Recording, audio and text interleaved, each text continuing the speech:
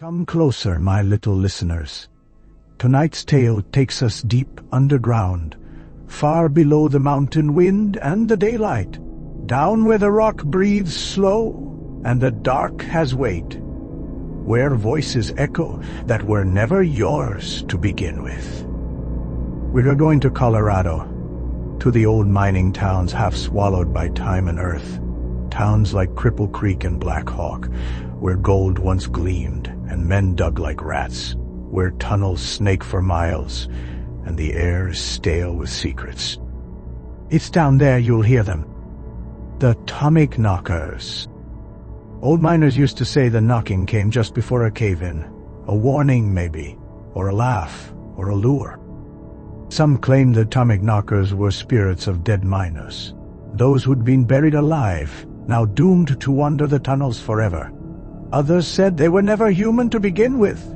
Small things, pale things, with long fingers and sight, always just out of sight, always listening. You'd be alone on your shift, chipping at the wall, and you'd hear it. Knock, knock, knock. Like a tap from behind the stone, like something answering your hammer. And if you stop to listen, really listen, you might hear breathing, ragged, close, too close. Some miners would leave offerings, bits of bread, scraps of tobacco, coins tucked into cracks in the wall. Anything to keep the Tommyknockers happy, anything to avoid the fall. But not everyone believed. There was a man named Elias Burke, strong-backed, loud-mouthed, always the first into the shaft and the last to leave. He laughed at the stories, called the Tommyknockers fairy tales for drunks and cowards. One day he led a crew into an older part of the mine, a shaft that hadn't been touched in years. He said the gold was thicker there, said he'd prove the old legends wrong. They found the shaft dry and cold. The walls groaned, but that was nothing new. What was new were the carvings, strange marks near the ceiling, where no man could reach. Circles within circles, hands with too many fingers. The others wanted to leave. Elias scoffed, kept digging. The knocking started within the hour. Soft at first, like a finger on glass, then sharper, then deeper. Knock, knock, knock, knock, knock. It echoed from all directions. The walls trembled, the lamps flickered.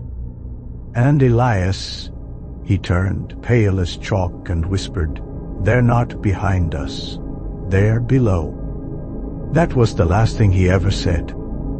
The tunnel collapsed. The others ran. Only one made it out. They never found Elias's body, just his pickaxe, split clean in half, lying beside a freshly carved symbol that hadn't been there before. Some say the Tommyknockers warned them. Others say Elias was taken as payment, because down there in the deep dark, nothing comes for free. After Elias disappeared, the mine changed. The walls felt tighter, the air heavier, lamps burned out faster, and tools went missing, just vanished, as if the tunnels themselves had eaten them. Some men claimed they heard whispers behind the knocking now. Not words, exactly. Just syllables shaped like breath and hunger. No one said it aloud, but the mine had gone wrong. A week later, a miner named Cordero found a hollow behind a wall. He said the rock felt too warm, like something had been pressing from the other side. He chipped it open and found a crawl space, barely wide enough to pass through. Inside were dozens of tiny carvings, faces, twisted and childlike, with wide mouths and blank eyes. Piled below them were coins, old ones, bent rusted, melted together. Nothing anyone could use. Cordero left the coins where they lay. Smart man. But another miner, young and broke, decided to take one. He said it would bring luck. By morning his fingernails had fallen off. By nightfall, his teeth. They said he screamed like the rock was inside him. After that, the crew started making offerings again. A copper penny in every helmet, a crust of bread in each lunch pail. Some even braided string into knots, the way their grandfathers had, to confuse the little one. But nothing helped forever. The knocking became a rhythm. 3 slow taps, pause, then one sharp. Over and over, like some ancient signal. Some nights it came from deep below. Other times from right behind your head, though nothing was there. Then there were the stories about voices. One man claimed his brother called to him from a tunnel that had caved in a year before. Another said he heard a child laughing behind the stone wall. When he went closer, the lamp flickered, and the wall pulsed, like it was breathing. A foreman named Harris tried to seal off that part of the mine, said it was unstable, said it was better safe than sorry. The next morning, the seal was gone, the boards ripped out from the inside, and someone had carved into the wood. Let them speak. After that, no one went near that shaft. They worked shorter hours, brought dogs down with them, animals that barked at empty corners and refused to enter certain tunnels. One dog vanished. They found its collar tied in a knot that no man could untangle. The mine was dying, some said. Others said it was waking up. But Papapage, I say this.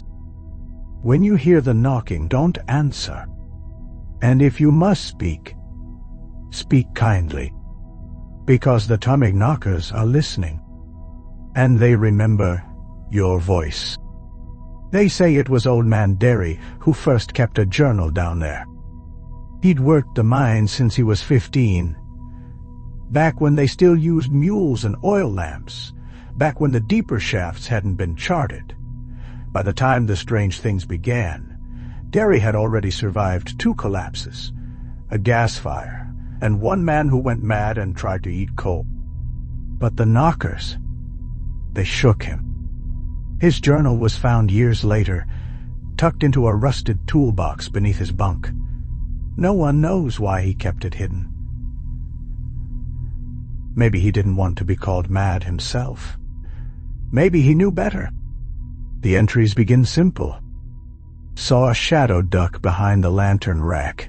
Thought it was Jed. Jed swears he wasn't there. Knocking again. 3 short, 1 long. Like before. Like always. Woke up with dust in my mouth. But I was in the bunkhouse. No dust anywhere else. Then the handwriting changes. Shakier. Tighter. Words pressed close together, like he didn't want the sentences to escape. They don't like it when I whistle. The walls breathe faster when I do. Carved something in the wall today. I don't remember doing it. Looks like a door with no handle. I heard myself, my own voice, begging. But I wasn't talking. One entry simply reads, "Don't follow the second path." No one knows what he meant. There was only one shaft in that section. Or there used to be. Miners began reporting strange forks, paths that hadn't been there the day before. Narrow, winding, lined with stones that looked freshly placed. Some even swore the walls rearranged when no one was looking. A man named Rourke followed one of those forks. He said it whispered to him, not in words, in suggestions. His shift was 12 hours. He came back 2 days later, hands bleeding, eyes like a cave dweller. Said he'd been down the throat. When asked what he meant, he only said, "It showed me its tongue." He died in his sleep that night, with a smile on his face and dust packed in his ears. After that, the mine was closed for a week. A priest was brought in. He left after a single tour, saying only, "This isn't a place for blessings. It listens too closely." No one spoke of Rourke again.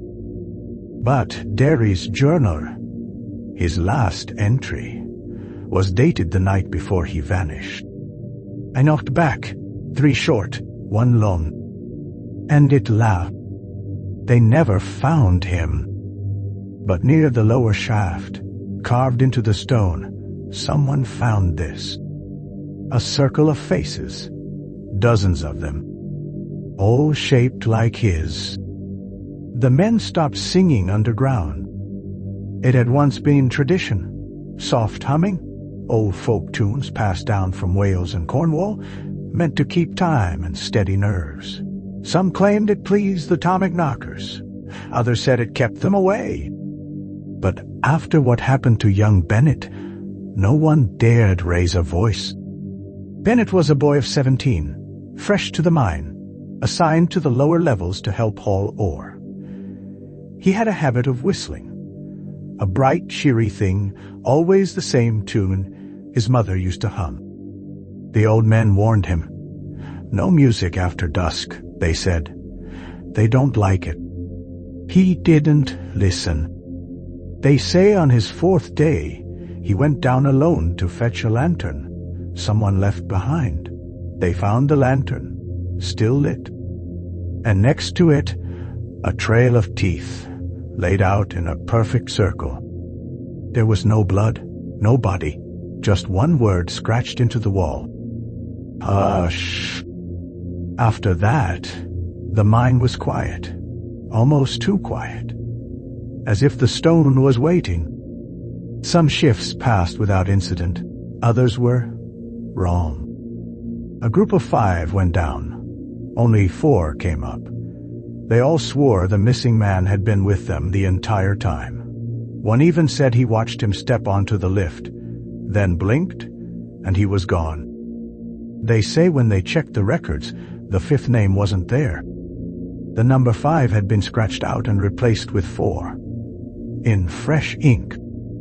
And the ones who came up, they started speaking in sync, finishing each other's sentences, laughing at things no one else found funny. One of them, at breakfast, began humming. It was Bennett's tune. He said he didn't know why. No one would sit near him after that. The next morning, his bunk was empty. His boots still sat by the door, damp, with dirt on the inside. The foreman declared the lower tunnels off-limits. Too unstable, he said. But some heard him talking to the walls when he thought he was alone. He'd say things like, "They're quieter now. It's almost time. One more should do." No one questioned him, not aloud. But some started noticing new carvings, deeper, sharper. Not just faces now, but scenes. Rows of people kneeling before something vast. Something with too many arms. Something made of rock and eyes and silence. Some say it's not the Tommyknockers themselves that are the danger. They're just the hands, the feelers, the invitation. The real thing is still below, still growing, still learning the sound of your name. By the time the company sent inspectors, the mine was half empty. Not from ore, from men. Too many had quit. Too many had vanished. Too many refused to work past sundown. Those who stayed looked hollow-eyed, like they hadn't slept in weeks.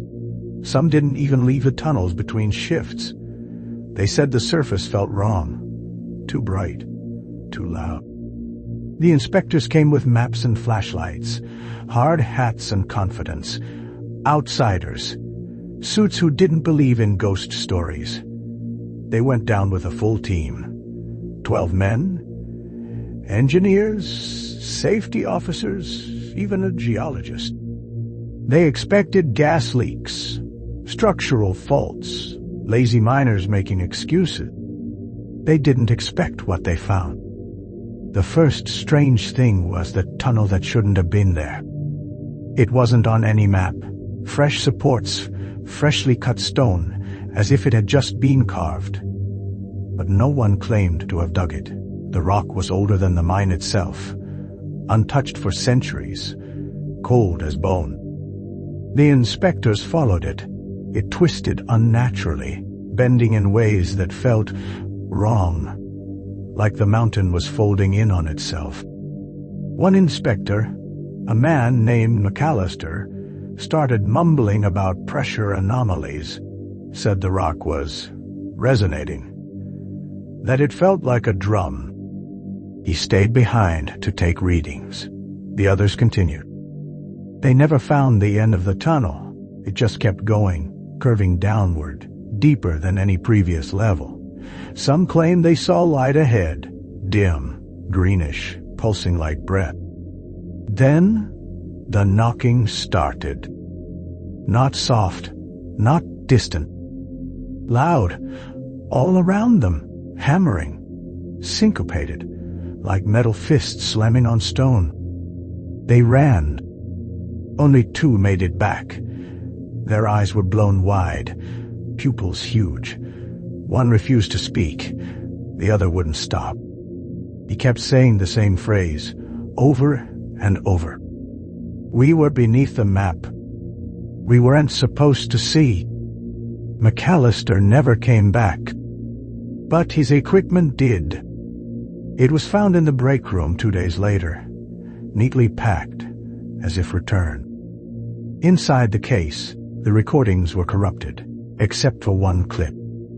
15 seconds of static, and then a knock. 3 short, 1 long, and a voice that sounded like McAllister's, whispering, "It's still digging." The mine reopened, of course. They always do. Gold is gold, and fear fades faster than profit. A new crew was hired. Men who hadn't heard the stories or didn't care. They came from other states, spoke different languages, kept to themselves. Maybe that's why it took so long for anyone to notice the man with the dusty eyes. He showed up a month after the incident with the inspectors. No one remembered hiring him. He was quiet, polite, always early. Worked harder than anyone. Never caused trouble. But there was something off. He never blinked, never ate, and his boots were always clean. No matter how deep he went, no matter how much mud and dust the others dragged up with them.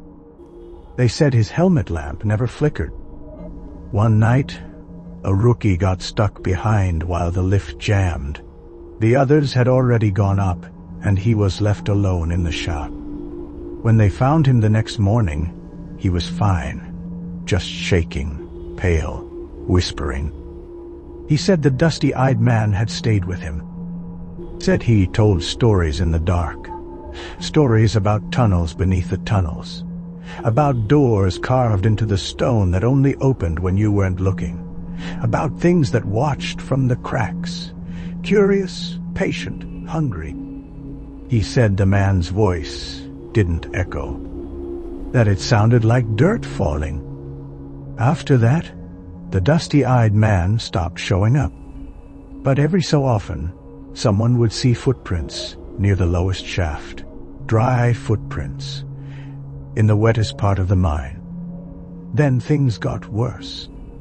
Ropes would unravel on their own. Nails would fall out of boards without a sound. Lanterns would glow green for a heartbeat, then burst. And always the knocking. 3 short, 1 long. Sometimes close, sometimes so far away it felt like it came from the heart of the earth. A new foreman took charge, a practical man, He said enough was enough, ordered the shaft sealed for good. They poured concrete, plated it with steel, placed warning signs in every language. And it held for a time. But one morning, the guards found something carved into the metal.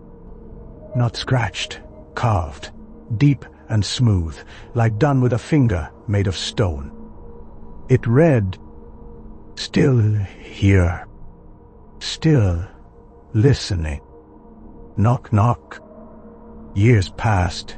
The mine was abandoned eventually. Nature began to reclaim it. Weeds crept across the boards.